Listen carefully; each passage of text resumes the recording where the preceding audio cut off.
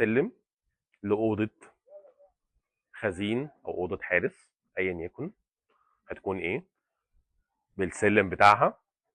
السلم دوت او الاوضه ديت مطلوب انها تشيل فوقها عربيه وزنها حوالي 2 طن وربع. فاحنا عملناها بحيث انها تكون عندها يعني الكباستي او عندها السترينث انها تشيل حاجه بالوزن ده. طبعا ده ليه تفاصيل مختلفه بتسليح مختلف، مش مجرد اوضه حارس عادي او مجرد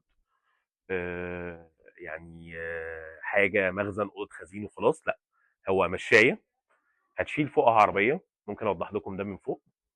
تمام، يعني تعالوا نبص كده اهو.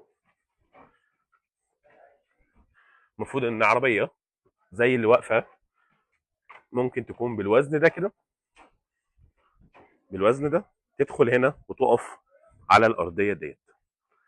فده استلزم طبعا شكل مختلف خالص من التسليح. من النقط المهمه جدا اللي احنا عايزين نتكلم عنها برضو، اللي ناس كتير جدا مش بتعملها، هي حديد المتاليت بتاع السلم او حديد تدريج السلم. اللي نادرا ما حد بيفكر انه ياخد اكشن فيه. اغلب الناس بتتجاهل النقطه ديت ومش بتعمل نقطه حديد السلم والمتاليت. ف ده بريف سريع عن الموضوع ده، ونشوفكم ان شاء الله بعد الصدمه بتاعته. شكرا.